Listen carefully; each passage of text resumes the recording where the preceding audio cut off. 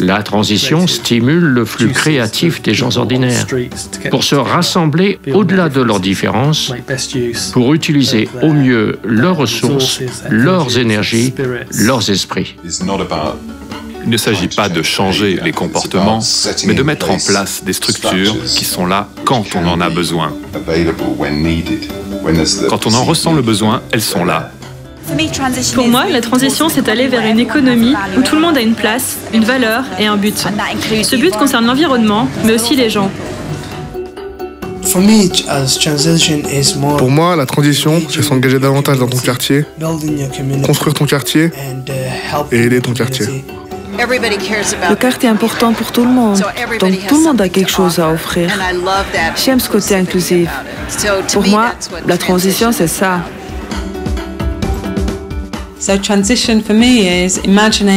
Pour moi, c'est imaginer comment sera le quartier, la ville, dans 20, 30, 50 ans, quand nous aurons réussi à créer quelque chose d'inclusif et de florissant, où les gens seront heureux, où nous vivrons de manière soutenable, en nous demandant aujourd'hui ce que nous pouvons faire pour y aller.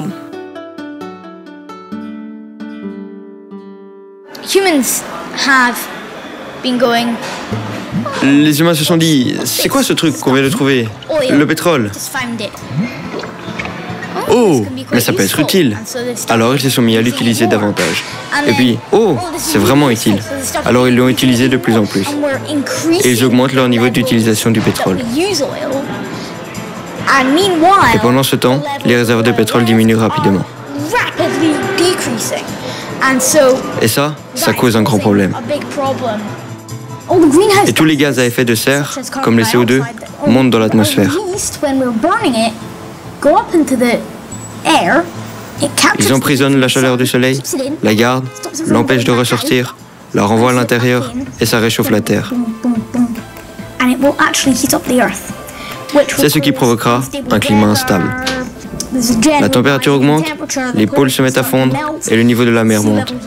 Cela provoque des inondations et plus généralement un chaos climatique.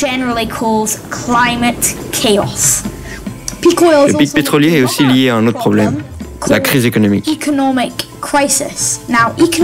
La crise économique, c'est quand l'économie s'effondre. Pour qu'il y ait croissance économique, on a d'abord besoin des consommateurs. Ensuite, on a besoin d'objets que les consommateurs achètent.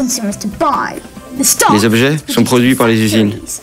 Et les usines ont besoin d'énergie bon marché, comme le pétrole. Et quand elles obtiennent moins d'énergie bon marché, à cause du pic pétrolier, les objets deviennent plus chers. Il y a moins de consommateurs pour les acheter et l'économie entre en récession.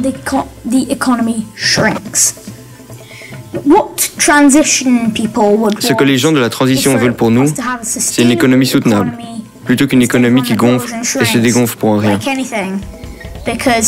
L'économie que nous avons maintenant peut faire boom n'importe quand et disparaître.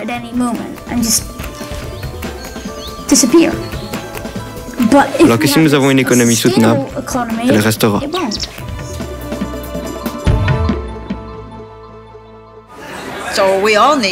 Il nous faut donc tous entrer dans une transition, mais il nous faut un guide. Notre culture est tellement construite pour nous former à être des consommateurs sans conscience de ce qui se passe dans le monde que nous avons besoin de soutien pour changer. La transition, la communauté nous soutient. Nous vivons d'une façon non soutenable. C'est donc une alternative à un comportement de consommateur qui devient de plus en plus insoutenable. C'est une façon de créer un monde dans lequel les gens sont plus connectés avec eux-mêmes, entre eux et avec leur environnement naturel. Chacun sent qu'il peut offrir quelque chose et contribuer. Et ce n'est pas un boulot d'expert éloigné du terrain. Ça m'a donné un élan et un véritable but dans ma vie. Et on s'amuse. C'est gratifiant, ça vous nourrit de rencontrer des personnes de manière authentique et de parler de choses réelles. J'aime parler aux gens. J'aime aider les gens. J'aime construire la vie de mon quartier.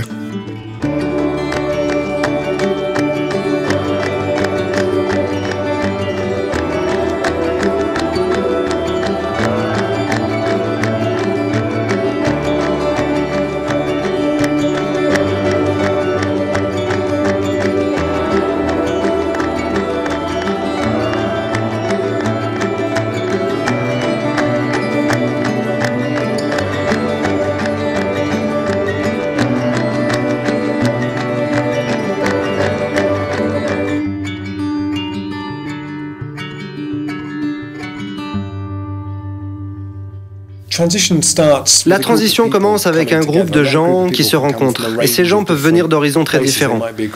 Ils peuvent s'être déjà réunis dans un autre contexte, ils peuvent déjà se connaître sans avoir vraiment travaillé ensemble.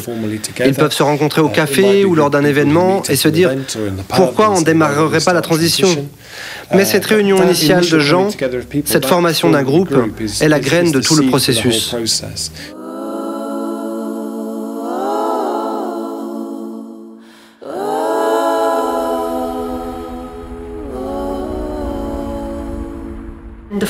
Le premier événement a eu lieu le 3 avril. 8 personnes se sont présentées. Ensuite, au deuxième événement, une personne est venue. Je me rappelle mon retour à la maison et mon mari qui était triste pour moi de ce manque de participation.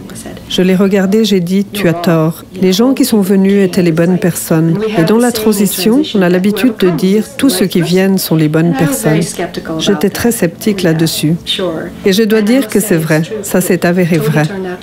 Des 8 personnes qui ont assisté au premier événement, 4 font maintenant partie du groupe de démarrage de Wayland en transition. Et la personne qui était venue seule fait aussi partie de ce groupe. Au dernier événement à la bibliothèque, on était peut-être 10, la plupart de Wayland en transition. On a discuté tard et le bibliothécaire a dû nous mettre dehors parce qu'on avait dépassé les horaires. J'en suis sortie en sachant que c'était mon propre événement que j'avais organisé et j'étais sur un nuage parce que je savais qu'on avait un groupe. Ce que nous avons observé en regardant ce que les groupes de transition faisaient, dans cette expérience sur 5 ans que nous avons faite, est qu'ils traversent certaines étapes.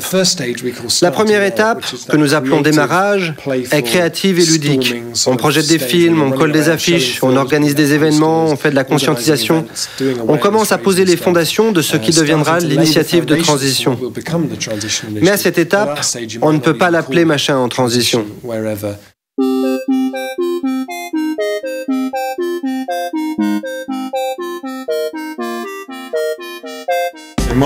Moss Side est un quartier très chaud.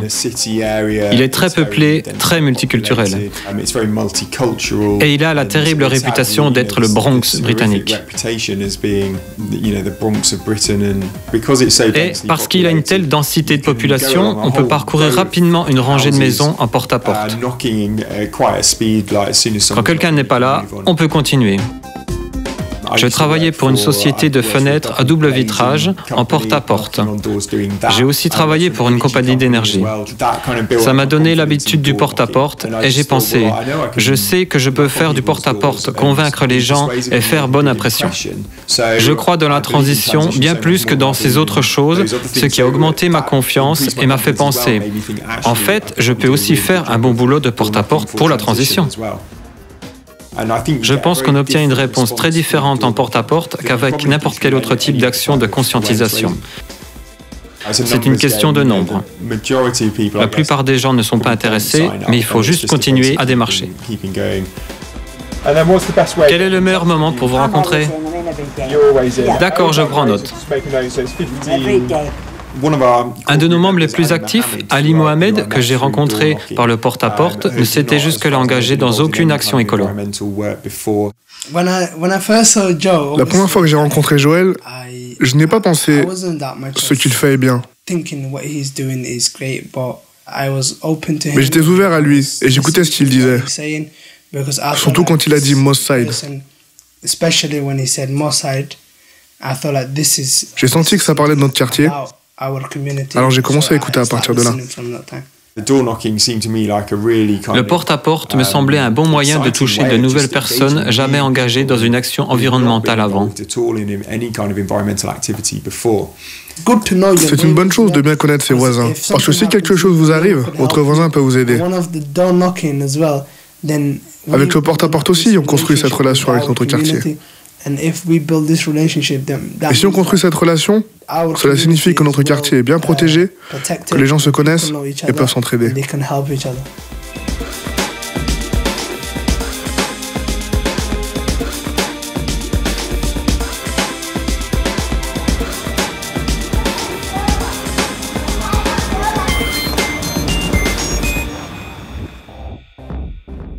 Il n'y a pas une bonne façon de faire la transition.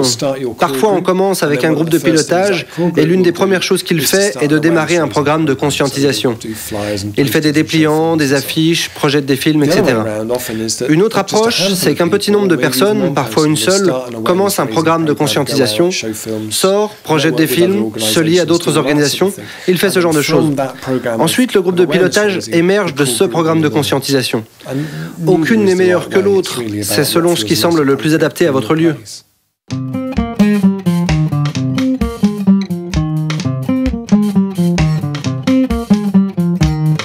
La terre que nous habitons appartient à nos petits-enfants. Nous devons vivre de ce qu'elle nous donne, sans la détruire et sans dépendre d'autres régions. Aldeia da Samorea est notre terre et nous devons la gérer de façon soutenable. La première étape est de rêver.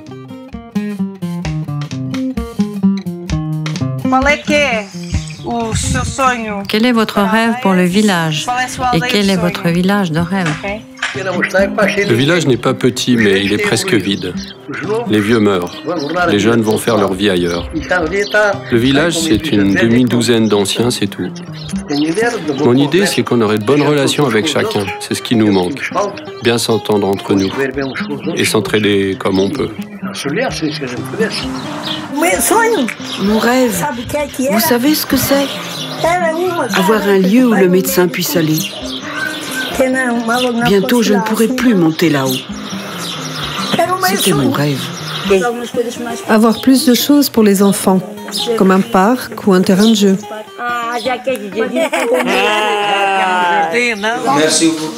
Avoir des magasins pour que les gens n'aient pas à faire de longs trajets pour aller à Ourique. Avoir plus de commerce au village. Oui, avoir quelques commerces au village. Que tout soit nettoyé, des jardins nettoyés.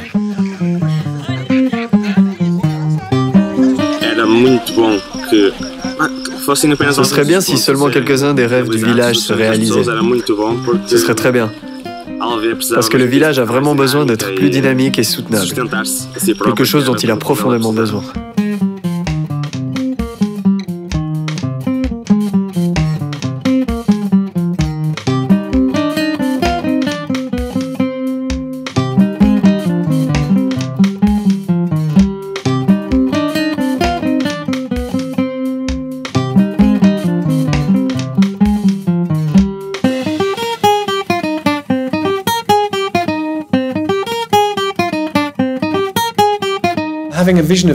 Avoir une vision du futur, c'est comme un aimant ou un tourbillon qu'on lance devant soi et qui, avec le temps, vous entraîne dans sa direction. C'est une façon de faire très puissante.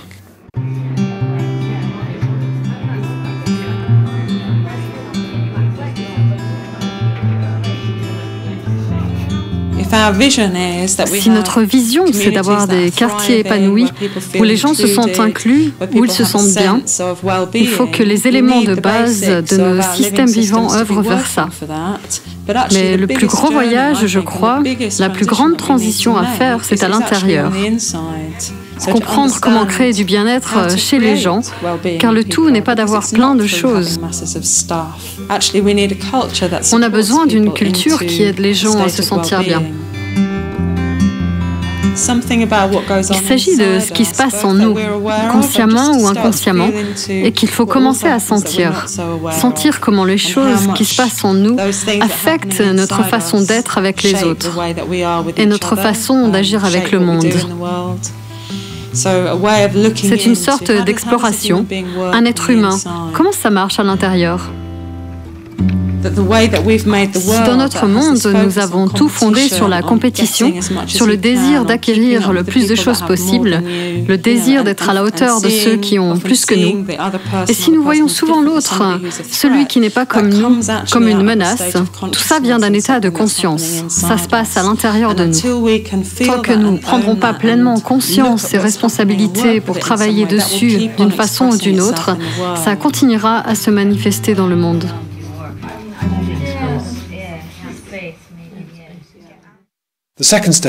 La deuxième étape, que nous appelons approfondissement, c'est quand on réalise tout à coup, nous sommes maintenant tel ou tel endroit en transition.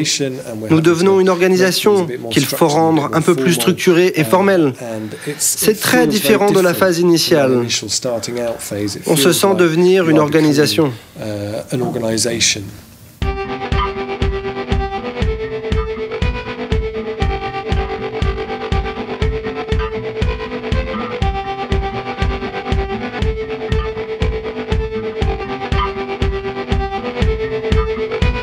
Je cherchais un hébergement pour bloguer. Quand j'ai découvert la transition, il m'a semblé qu'à la base, il travaillait avec tous les outils que j'essayais d'utiliser. Je sentais plein de savoir-faire là-dedans et je voulais vraiment puiser dedans.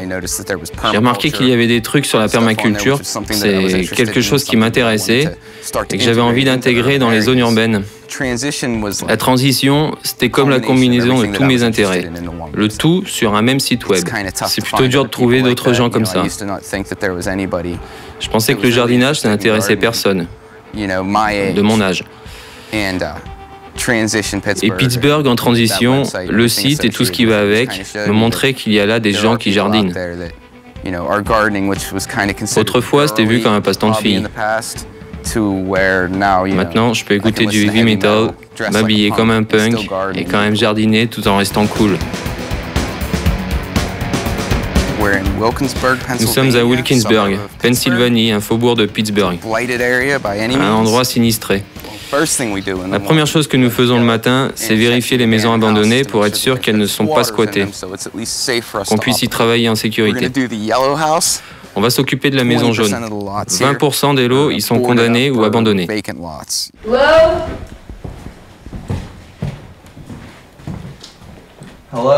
Hello, y a quelqu'un?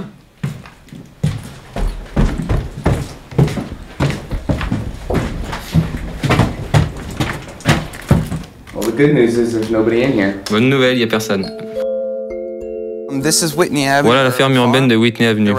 Il y avait des maisons ici il y a 5 ou 6 ans, je pense, avant qu'elles ne brûlent.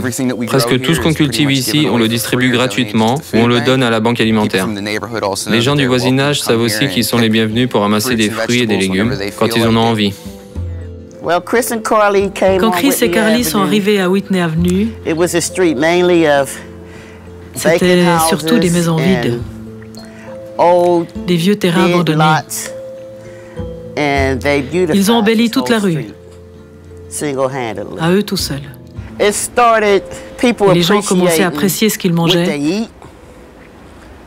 Il y avait des gens dans cette rue qui avaient faim et ils pouvaient monter à ce jardin, ramasser de quoi manger. Pour ça, nous travaillons avec les gamins du voisinage.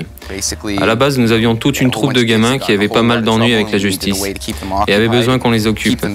Ça a été notre façon de les occuper. La première fois que je suis venue, j'ai dit c'est nul. Et c'est encore vrai en un sens, mais ça m'empêche de faire des bêtises. On avait d'autres gamins dans cette rue qui avaient une mauvaise influence sur Brandon. Il suivait d'autres gamins qui avaient une mauvaise influence sur lui. Alors une fois qu'ils sont partis et que Chris et Carly lui ont donné des choses à faire, on a vu que c'était un chouette petit gars. Une fois ramassé de la nourriture dans le jardin, qu'est-ce que tu en fais? Comme le maïs? Tout? Oh, on l'a vendu. Ah oui. Où tu l'as vendu? Là-bas. Tu m'y amènes? Ouais. Allez, c'est parti. On attend que les gens descendent là. On leur demande s'ils veulent acheter des tomates, des courgettes ou du maïs. Et s'ils disent non, on leur dit merci, bonne journée. Nous adorons ce gamin. C'est comme un fils pour moi. Je veux lui enseigner tout ce qu'il n'a pas chez lui. Ce qui est arrivé ici à Wilkinsburg, l'une des principales causes du déclin, on a dit que c'était la disparition des pères. Des tas de gamins d'ici, leurs pères sont en prison, ou bien ils se sont fait tuer, ou bien ils ont simplement disparu. Il y avait des gangs ici, et quand le FBI venait les démanteler, ça voulait dire 60 ou 70 personnes d'un coup qui se faisaient cueillir et mettre en prison pour 20 ans. Tous des hommes, pères pour la plupart.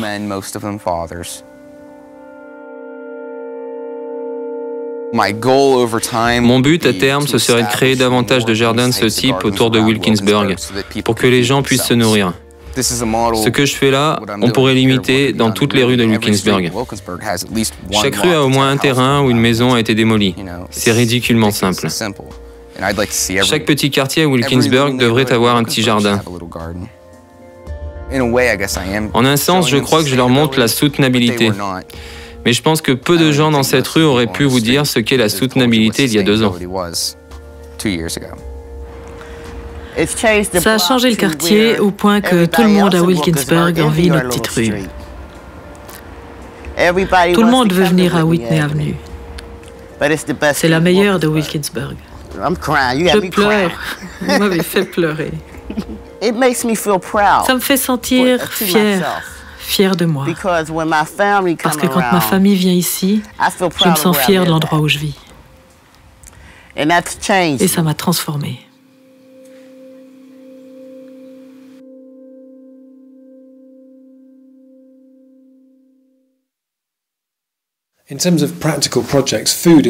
Pour les projets pratiques, c'est par la nourriture que beaucoup de groupes de transition démarrent, car on n'a rien besoin d'attendre pour démarrer.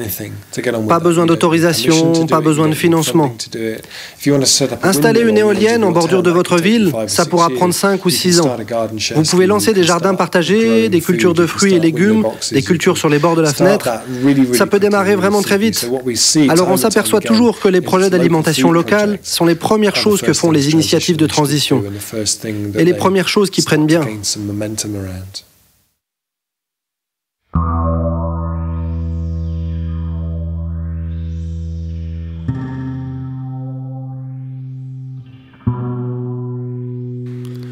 Nous sommes à la station de Kilbum, sur la ligne de métro Jubilé.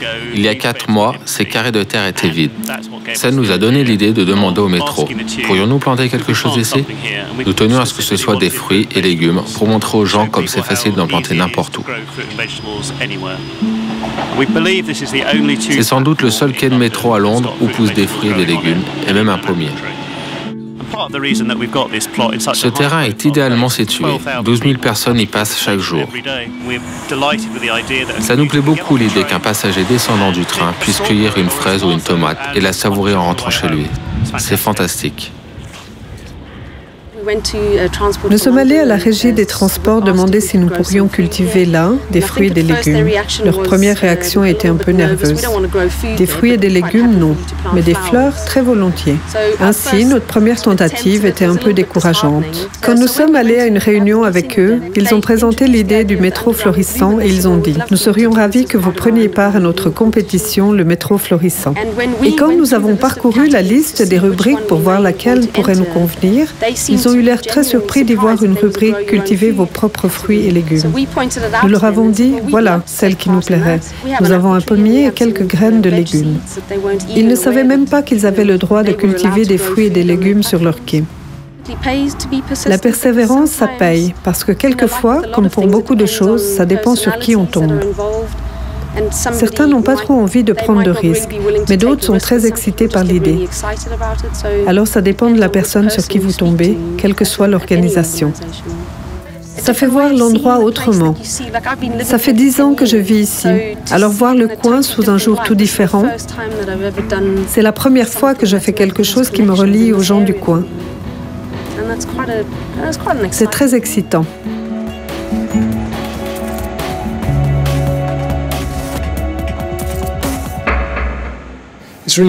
C'est très important dans la transition qu'on se réserve un temps de célébration. Il y a ce cycle, rêver, puis planifier, puis agir, et ne pas oublier ensuite de célébrer notre action avant de se remettre dans le cycle.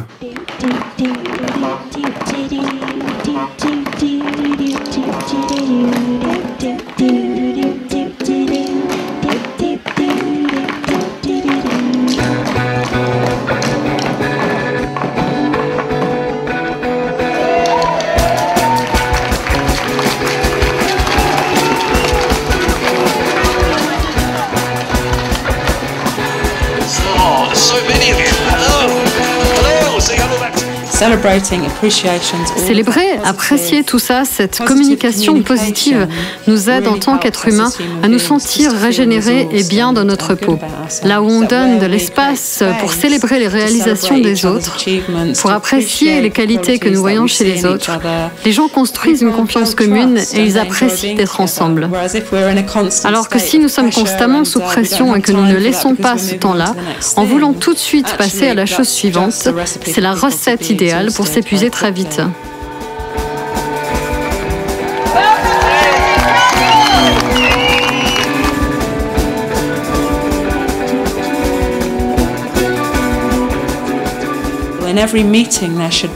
À chaque réunion, il devrait y avoir une célébration et une appréciation de ce qu'il s'est passé.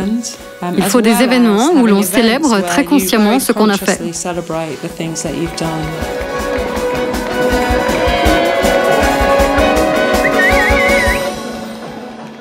Je ne voudrais vraiment pas que ce film donne l'impression que la transition marche toujours et réussit toujours brillamment.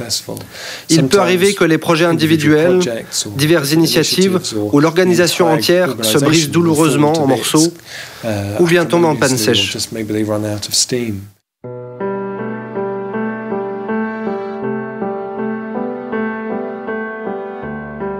Nous pourrions croire que si nous partageons le même rêve, tout ira bien. Ce serait trop beau.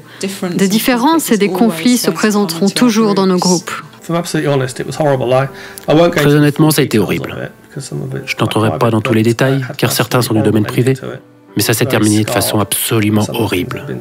J'ai été très meurtri par certaines des choses qui ont été dites, par certaines des horreurs qu'on s'est balancées, et très en colère contre moi-même, de voir que moi aussi je savais trouver des choses pas très gentilles à dire.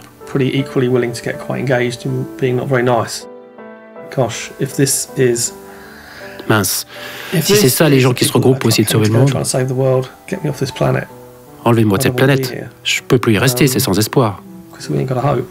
Peut-être bien que nous sommes tous mal avisés, naïfs, un peu stupides. Et si nous arrivons à passer à travers, à nous ouvrir pour apprendre, ça nous transforme profondément.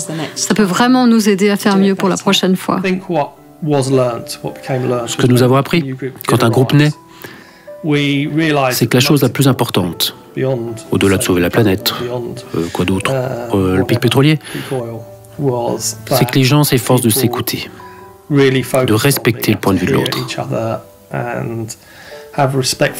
Il ne s'agit pas forcément d'être d'accord, ni de savoir dire « pas d'accord », mais d'être tolérant et de considérer les relations entre les gens comme la base de tout.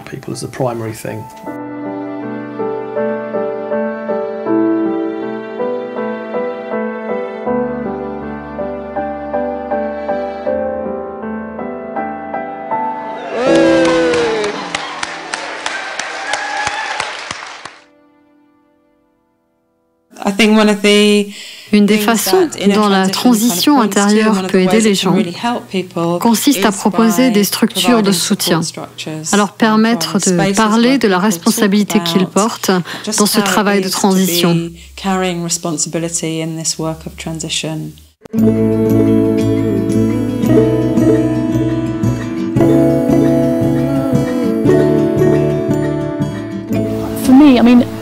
Comme nous ne sommes pas dans Ville en Transition SA, il n'y a pas de supérieur pour vous donner une tape dans le dos. Donc, pour les gens qui portent les choses, c'est bien d'avoir le soutien de ceux qui vivent aussi cela. D'autres personnes comme vous qui peuvent comprendre les problèmes auxquels vous êtes confrontés. C'est très fatigant d'être en première ligne ou de se sentir en première ligne. On peut oublier pourquoi on fait ce qu'on fait. Mais ça fait du bien de retourner à la source émotionnelle qui vous rappelle pourquoi vous faites ça et qui vous remet en contact avec cette motivation.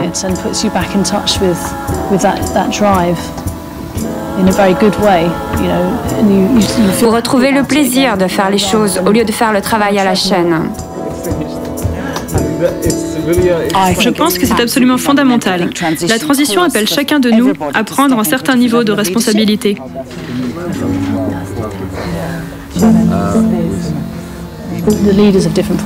Les animateurs des différents projets peuvent s'appuyer mutuellement et se mettre en réseau.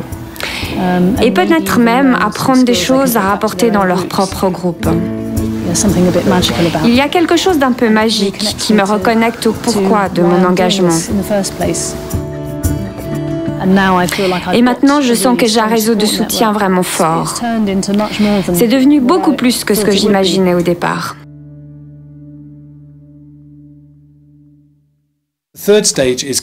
La troisième étape consiste à créer des liens une fois que vous avez démarré. Quand vous commencez réellement à vous adresser à l'ensemble de la communauté, aux organisations et aux gens que vous n'avez normalement peut-être pas encore contactés à ce stade, le conseil municipal, les entreprises, tous les habitants. C'est vraiment l'étape qui consiste à enraciner le projet plus profondément dans la communauté et à le rendre plus pertinent pour le plus grand nombre.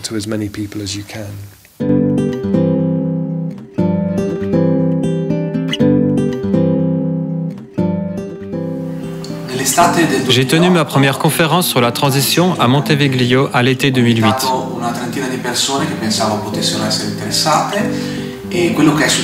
Ceux qui sont venus ont voulu en savoir plus sur la transition. La première fois, j'ai été complètement choqué par ce que j'ai entendu. Mais après quelques mois, nous étions devenus beaucoup plus conscients. Certains d'entre nous ont décidé de s'impliquer plus activement dans le groupe de transition.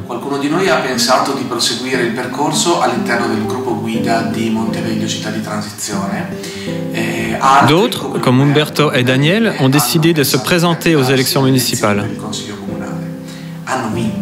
Ils ont gagné et sont maintenant maires et conseillers pour l'environnement. Nous avons donc un conseil municipal dont 2 membres sont très conscients de la transition.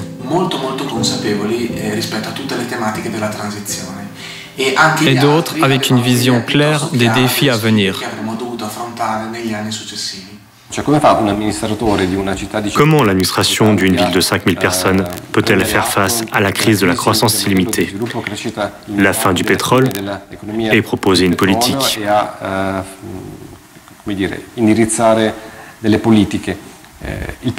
Le premier travail a été de l'écrire. Ainsi est née une résolution dont la priorité est la réduction des combustibles fossiles via un plan de décroissance énergétique. On nous demande souvent comment nous forçons nos politiques à prendre des décisions aussi radicales. Mais le plus fort, c'est que nous n'avons eu besoin de convaincre personne. Nous avons déjà obtenu des résultats importants. La première, une modification radicale de nos plans d'urbanisme. En travaillant avec le conseil municipal, nous réalisons des choses impossibles autrement. Par exemple, le projet Enescom va amener 6 villages de la vallée à signer un contrat qui nous permettra d'écrire des plans de décroissance énergétique pour tout le secteur.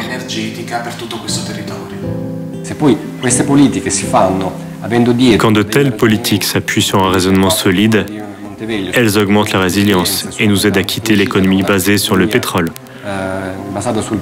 Le fait que tout le secteur participe au contrat le rend encore plus intéressant. Ce contrat est un programme de l'Union européenne pour réduire les émissions de CO2 et développer les énergies renouvelables.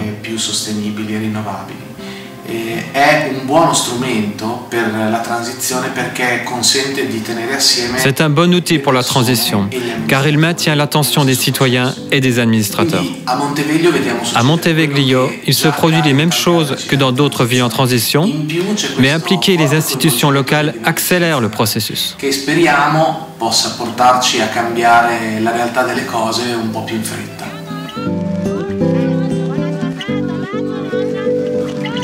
Le plus fascinant, c'est ce que ça commence à donner quand l'approche du haut vers le bas qu'est la transition rencontre un conseil municipal motivé qui pense aussi en termes de localisation et de résilience. Cette rencontre des deux est vraiment importante et une dimension fascinante commence à apparaître.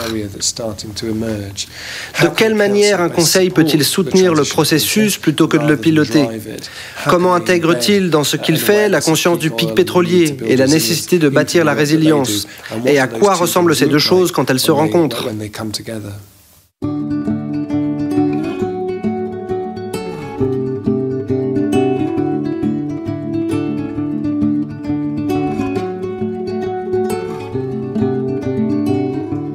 Transition Together, la transition ensemble, a été conçue ici à Totnes comme un moyen d'impliquer les gens rue par rue. Un groupe commence habituellement avec quelqu'un qui vient nous voir ou nous appelle pour dire qu'il ou elle a envie de lancer un groupe dans son voisinage. Ce sont les gens qui contactent et recrutent leurs voisins. Ce qui est différent avec ce projet, c'est que nous ne faisons pas de porte-à-porte, ce sont les gens qui le font.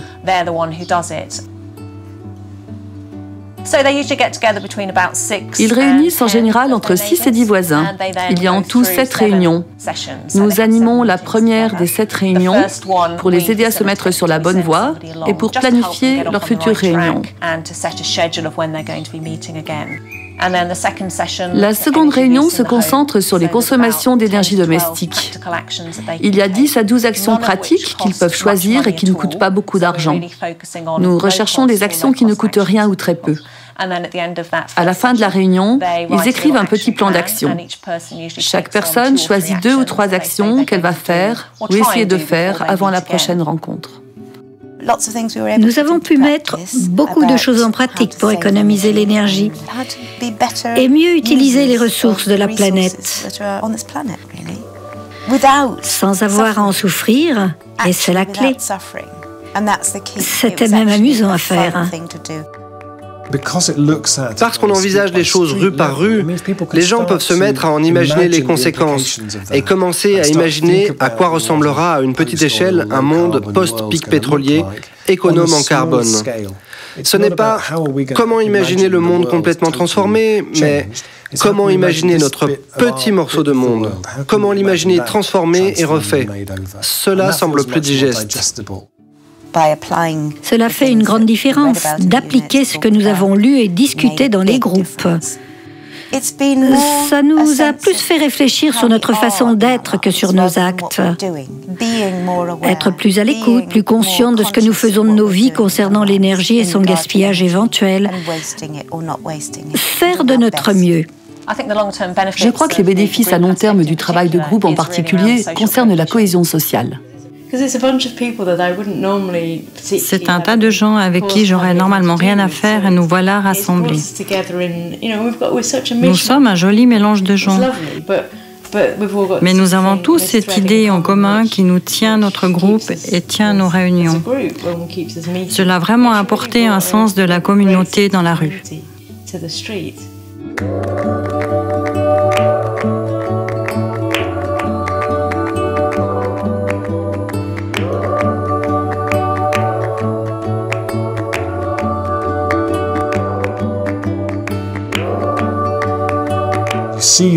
Vous voyez cette étincelle de créativité et les gens se mettent à regarder autrement le jardin du voisin et regarder le toit du voisin comme un lieu à haut potentiel. Je crois qu'à long terme, ce sera le changement qui durera. Ce dont la société a besoin, ce dont nous avons tous besoin, c'est de vivre dans un monde sûr, et je crois que ceci en est le début.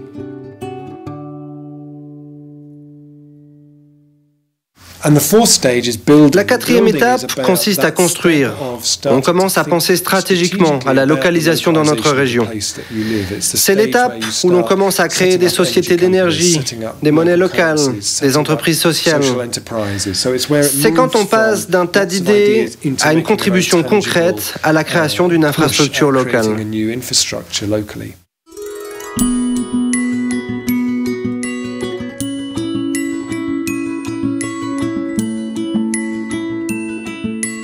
Pendant très longtemps, il y a eu un épicier sur ce site. J'ai fait des courses ici pendant au moins 50 ans. Il y a une épicerie ici au moins depuis la guerre. Le commerce n'allait pas bien, on avait de plus en plus l'impression qu'il allait fermer. Alors, on s'est mis à proposer aux propriétaires de racheter le magasin et de le gérer sous la forme d'un commerce communautaire. On a choisi délibérément la formule du commerce communautaire pour des raisons éthiques, mais aussi pour des raisons très pratiques. On voulait que les gens utilisent le magasin. Quelle meilleure façon de les y amener que de leur en donner la propriété? Le côté nourriture locale, on ne l'avait jamais fait. C'est ce à quoi on travaille en ce moment. Comme ça, les gens entrent et disent « J'ai ces choux-fleurs, vous les voulez ? Tant qu'ils sont de bonne qualité, nous les leur prenons. »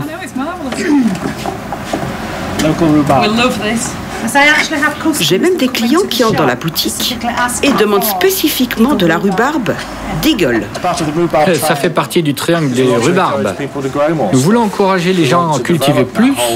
Nous voulons développer le concept et permettre à notre communauté de devenir un peu plus résiliente. Voici les 13,50 livres que nous avons obtenus en vendant nos produits.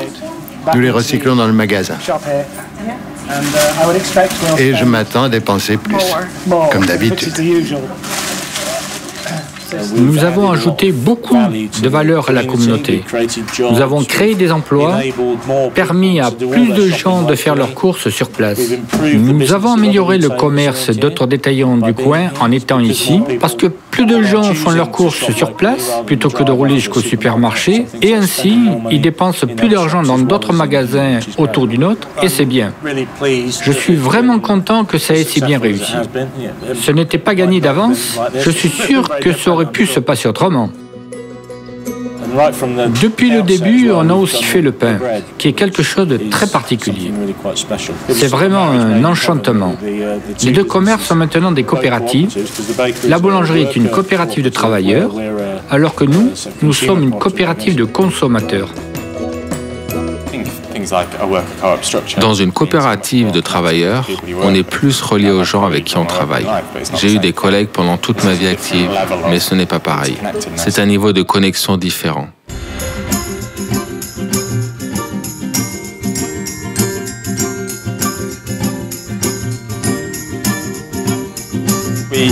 Nous avons commencé la boulangerie il y a à peine plus de 3 ans. Nous avons réussi à rassembler un groupe d'environ 60 familles qui ont payé leur pain d'avance, parfois 12 mois d'un coup. Plus ils s'engageaient pour longtemps, plus on leur offrait de remises. L'enthousiasme était tel dans la communauté que nous savions que nous allions réussir.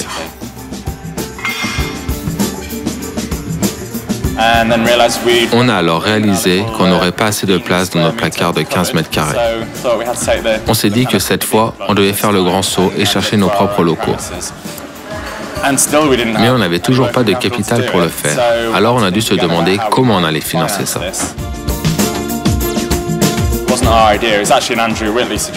Ce n'était pas notre idée, mais une suggestion d'Andrew Whitley, le concept d'un lieu du pain. Une série de prêts individuels de nos clients et de membres de notre communauté sur lesquels on leur paierait des intérêts. On leur paye un bon taux d'intérêt de 6%, mais payable en pain, ce qui revient à 2,5 livres par semaine, soit une miche de pain par semaine.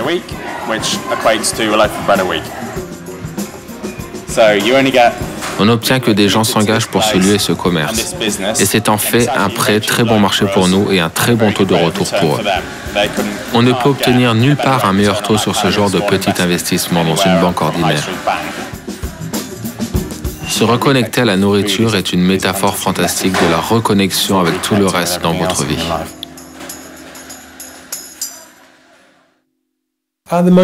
Pour l'instant, chaque fois que nous payons notre facture d'électricité, cet argent quitte la communauté.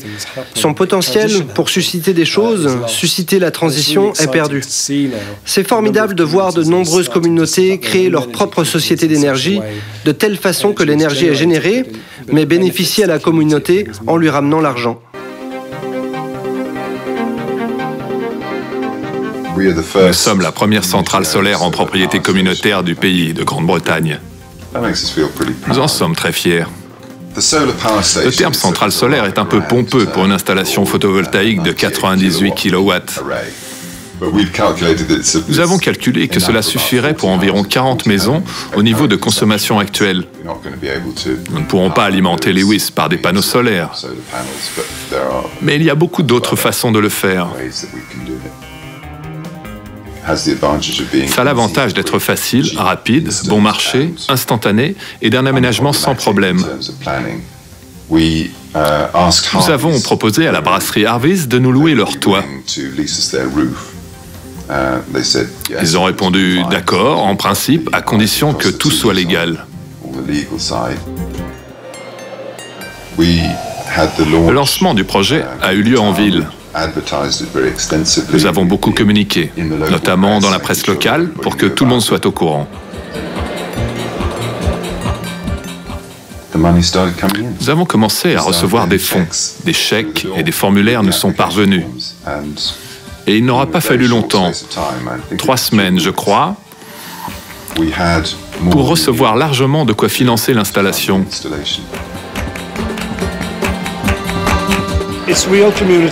C'est un véritable investissement communautaire. La collectivité y gagne. Les gens comprennent car c'est très simple. Et bien sûr, c'est excellent pour l'environnement. Le projet réduit les émissions de carbone et appartient à la collectivité. On s'est regroupés et on a accompli ça ensemble. C'est un précédent très intéressant car il montre à quel point le pouvoir citoyen compte pour le financement et le lancement de projets communautaires. Voilà un très bon exemple à suivre pour toutes sortes d'autres actions collectives. Il prouve qu'une communauté peut prendre des initiatives dans des domaines qui auraient paru inconcevables il y a 10 ans.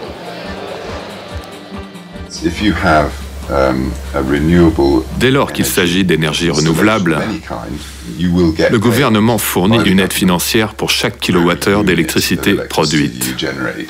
Le revenu obtenu grâce à ce fonds d'aide nous permet de rembourser les premiers prêts des participants.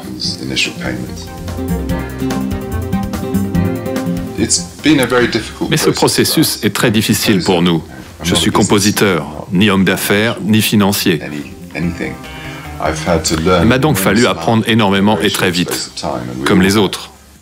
Il ne faut pas sous-estimer la charge de travail, les efforts et le temps requis pour accomplir une telle tâche. C'est difficile. L'avenir appartient aux communautés résilientes, bien adaptées au changement.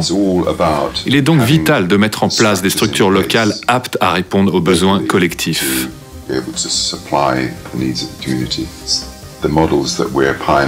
De tels modèles pilotes devraient ensuite pouvoir être adaptés, sous une forme ou une autre, par d'autres collectivités ailleurs dans le monde. On peut se représenter l'économie locale comme un grand seau. Ce seau se remplit grâce au versement de retraite, aux salaires, aux allocations, etc. Mais à l'heure actuelle, les sommes destinées notamment aux supermarchés, aux factures d'électricité ou aux achats sur Internet créent des trous dans ce seau. Cela revient à laisser s'écouler et perdre les fonds accumulés et tout leur potentiel. Chaque fuite dans le seau représente des possibilités d'emplois locaux, de création d'entreprises locales ou d'actions de formation pour les jeunes. Des initiatives comme encourager les sociétés énergétiques locales, soutenir la production alimentaire locale ou son développement, ou encore adopter une monnaie locale, constituent d'excellents moyens pour colmater les fuites du seau.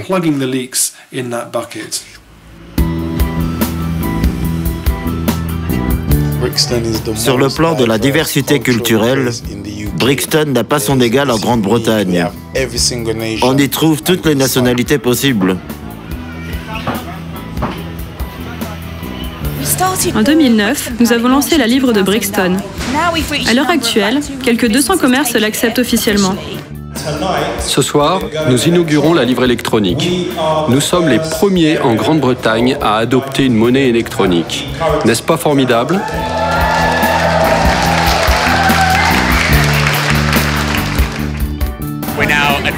Avec cette monnaie, nous rentrons dans l'ère digitale. C'est une excellente incitation pour attirer les gens sur le marché de Brixton pour qu'ils y fassent leurs achats.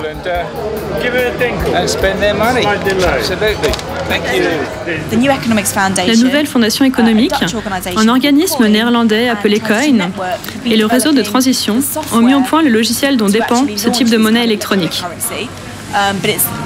Brixton est le premier projet pilote permettant de tester cette monnaie sur le terrain. Bonjour. Bonjour. Pourriez-vous s'il vous plaît jeter un coup d'œil à ma montre? Vous voulez que je la répare? Je crois que j'ai le bon outil.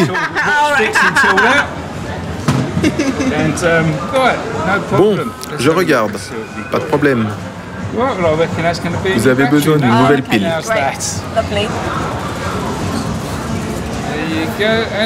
Voilà, C'est fait. Ça fera 2,50 livres. Je peux vous payer par texte? Bien sûr. Donc, je vais sur le site de la banque pour livrer de Brixton. Et vous êtes Stuart, le réparateur de montres. Vous avez reçu mon message? Très bien. Voilà. C'est fantastique. Allez, à la prochaine. Au revoir. Ce que nous avons mis au point, un système de paiement par message texte, peut être utilisé par tout le monde sans matériel spécial. Pas besoin de lecteur de carte magnétique, un téléphone portable suffit. Et un smartphone n'est pas nécessaire, juste un portable tout simple. Si vous pouvez envoyer un message texte, vous êtes paré. Puis-je payer par texte? Bien sûr. Quel est votre nom d'utilisateur? Sana Food. Les entreprises indépendantes locales jouent un rôle vital pour résoudre les problèmes économiques auxquels nous faisons face actuellement. Parce que ces petites et moyennes entreprises constituent le moteur de l'économie britannique. Le principe de la livre de Brixton, son fondement, est de nous encourager à dépenser notre argent sur place, pour dynamiser nos entreprises locales et leur permettre de se développer et de prospérer. Le but de la livre de Brixton n'est pas de transférer des fonds du nord de Londres vers le sud, par exemple, mais de créer un nouveau type d'économie, de se poser des questions pertinentes. Peut-on s'approvisionner à l'échelle locale? Est-ce que les habitants de la région peuvent contribuer à cet approvisionnement? Peut-on s'y prendre de manière légèrement différente? Nous recherchons un nouveau type d'économie où chacun peut jouer un rôle et avoir un emploi. Une économie locale, prospère, diversifiée et dynamique. Formidable. J'ai reçu un texte de confirmation. Très bien. Formidable. Bonne journée et à bientôt. Et voilà, la livre de Brixton électronique, c'est super. Au départ, la transition a été conçue comme une cure de désintoxication pour l'Occident, un moyen pour les pays occidentaux riches de réduire leurs émissions et d'aller à la rencontre d'un monde en développement dans leur cheminement inverse. Mais c'est fascinant d'observer depuis un an l'émergence de ce mouvement dans le monde en développement.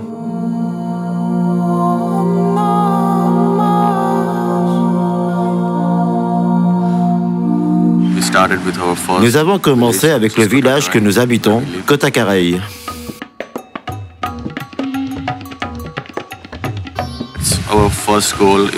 Notre premier objectif est d'assurer l'accès à une nourriture saine pour le village, les foyers, les familles. C'est là le fondement de notre programme et de notre projet. Chacun devrait avoir accès à des aliments de bonne qualité. Nous allons dans un foyer et demandons: vous voulez créer un potager? Nous apportons les semences et montrons comment on s'en occupe. Dès qu'un potager est créé, les voisins arrivent et nous disent: nous aimerions avoir le même. C'est comme ça que le projet s'est développé.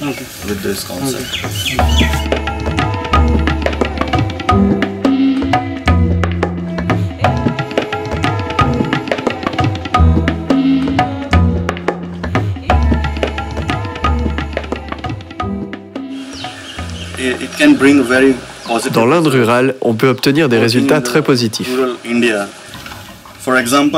Un exemple. Voilà la taille de l'empreinte carbone d'un habitant des États-Unis.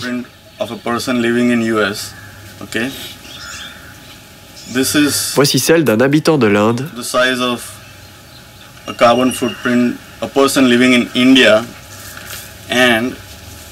Et celle d'un habitant de l'Inde rurale.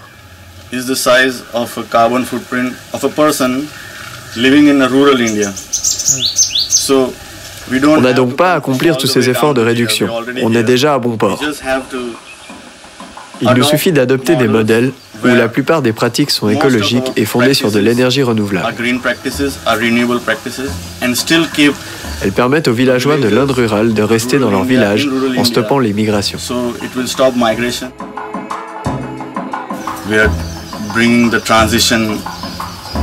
Nous introduisons la transition allant d'un modèle périmé de village traditionnel vers celui du non-développé, en cherchant un équilibre pour que les populations rurales ne se sentent pas exclues.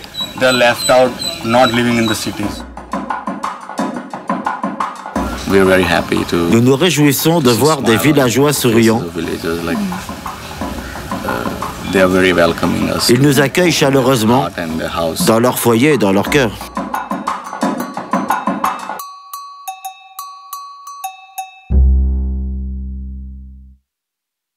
Dès le lancement du mouvement, nous avons estimé que ce serait bénéfique si la transition pouvait suffisamment pénétrer dans la culture et dans l'ADN d'une localité pour pouvoir constituer, en période de grandes difficultés ou d'incertitude, l'un des outils disponibles pour la conception d'interventions appropriées.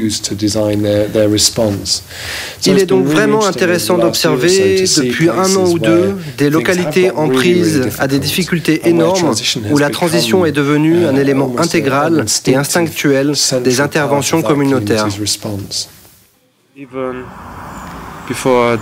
Même avant la catastrophe, j'estimais que la transition constituait ce que je pouvais faire de mieux dans ma vie.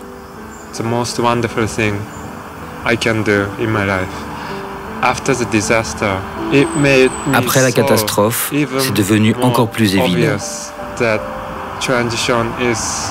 Cette transition est tout simplement ce qu'il nous faut faire, ce que je dois faire.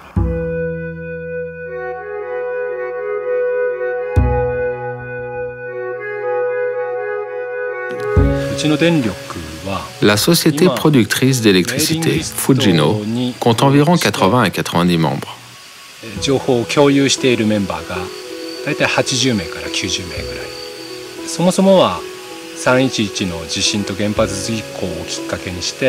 Après la catastrophe nucléaire de mars 2011, nous nous sommes réunis pour discuter des moyens d'assurer notre approvisionnement énergétique de manière sûre et durable.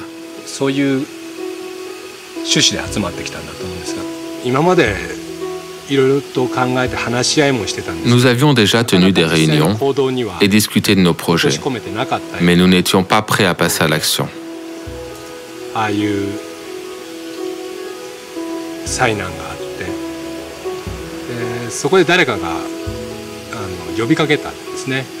Après la catastrophe, quelqu'un nous a suggéré de participer au programme d'aide. Et c'est ce qui a permis le vrai démarrage de la société.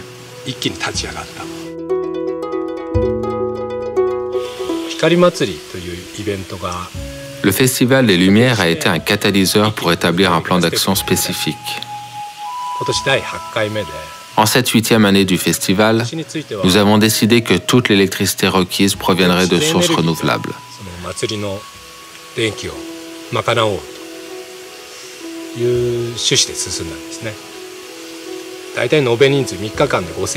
Nous avons accueilli 5000 visiteurs en 3 jours.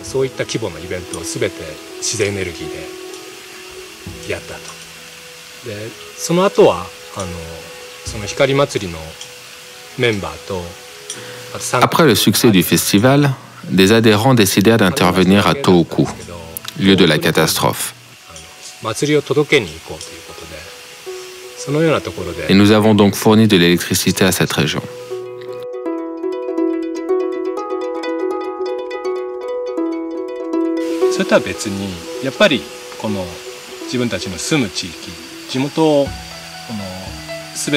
Nous voulons aussi que toute l'électricité produite dans notre région soit écologique et avons donc examiné les ressources disponibles.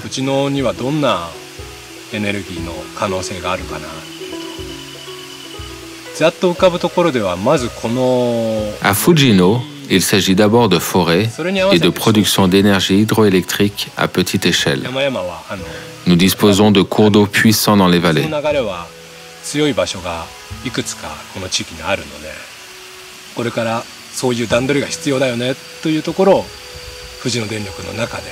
À l'heure actuelle, notre tâche consiste à réfléchir à la manière d'imaginer ensemble cet avenir.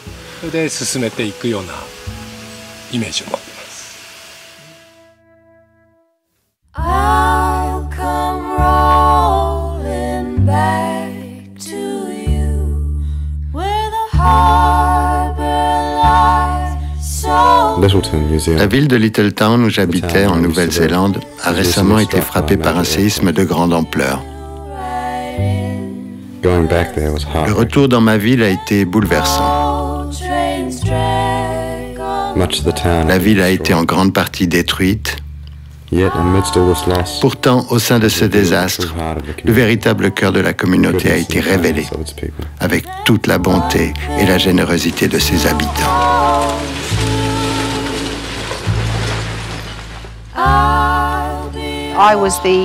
J'étais le coordinateur de la Banque du Temps de Littleton. Cela faisait quelques années que je faisais ce travail en m'efforçant de renforcer les liens et la solidarité de la communauté. La Banque du Temps avait été lancée en tant que monnaie complémentaire, permettant aux habitants de découvrir d'autres manières de vivre sans toujours recourir à l'argent. Mais c'est aussi un merveilleux outil de renforcement des liens communautaires, puisqu'il permet d'échanger des services, d'apprendre à se connaître, de rencontrer ses voisins. Puis en septembre 2010, un terrible tremblement de terre est survenu. L'agence de protection civile est intervenue à Christchurch, les autorités ayant estimé que Littleton n'avait pas les mêmes besoins. En fait, la ville avait des besoins, mais d'un autre ordre. Les pompiers nous ont appelés et nous ont dit « Nous savons que vous êtes engagés dans un travail communautaire. Nous ne savons pas comment vous pourriez agir, mais pourriez-vous faire quelque chose, apporter une aide ?» Nous avons alors créé une cellule dans notre bureau et avons travaillé à un rythme effréné pendant des semaines pour répondre aux besoins de la collectivité, notamment par la fourniture d'eau et d'aliments et par des travaux de réparation d'urgence.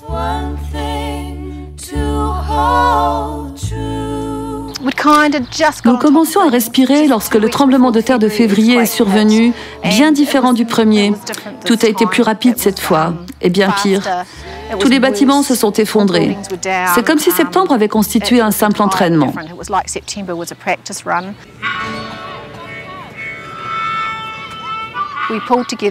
La communauté a été formidablement solidaire. Nous avons cerné les besoins et les moyens disponibles grâce à la base de données des bénévoles de la Banque du Temps. Plus de 400 bénévoles étaient inscrits à l'époque. Nous avons lancé des actions et envoyé des emails disant « Voilà la situation, voilà ce qu'il nous faut ». Les habitants ont été très nombreux à se mobiliser. Ils ont retransmis ces emails sur leur propre liste et pages de Facebook. Et nous avons accueilli tellement de bénévoles que c'était absolument incroyable. Je ne crois pas que la communauté aurait pu réagir aussi efficacement et rapidement sans l'existence de la Banque du Temps.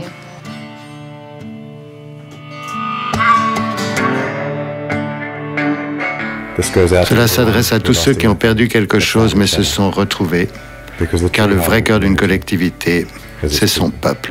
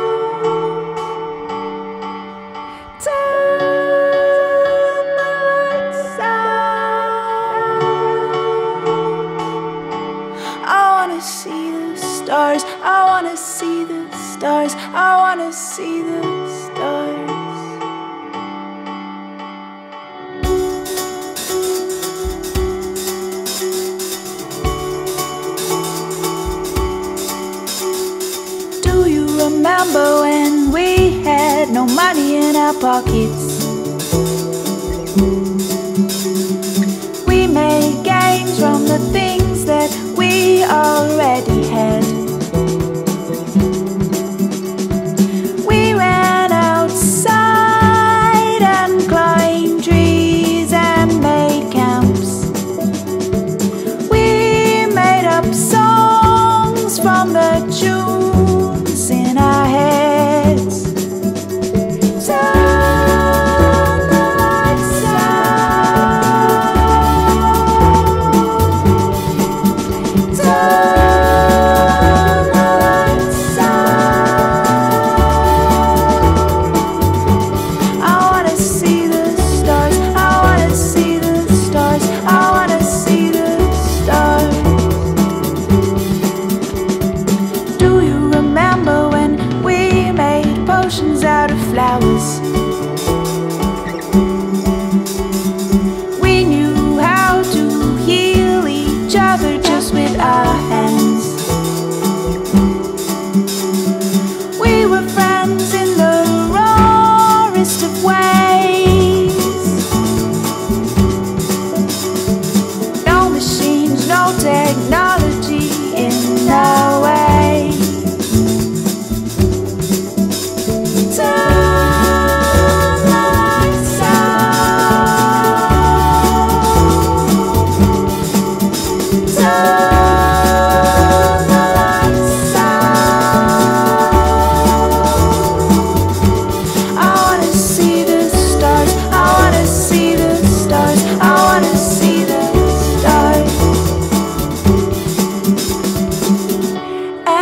last we will grow up to watch all of our dreams unfold. We can make what we want of this world. Let's make it beautiful. I want to make it beautiful with you. Turn the lights out. Turn the lights out. I wanna see the stars. I wanna see the stars. I wanna see the stars.